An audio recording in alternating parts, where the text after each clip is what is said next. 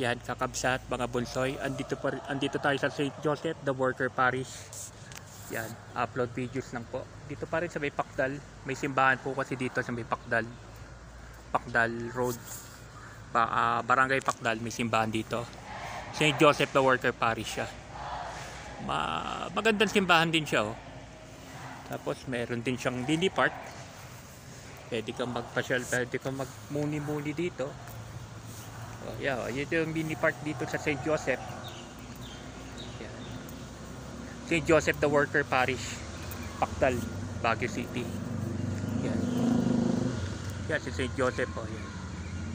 Patron saint nila. Yan.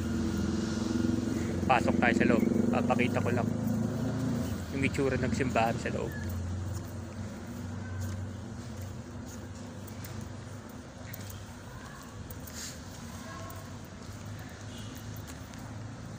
St. Joseph, the Worker Parish.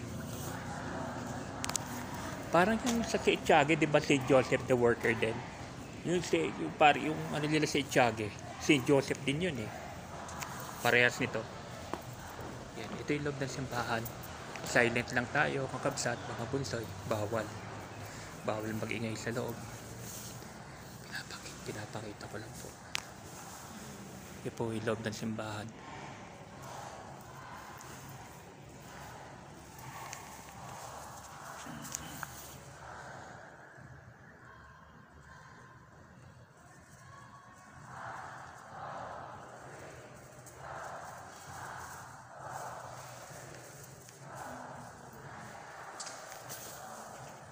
Yan, out muna tayo, kakabsat, mga bunsoy.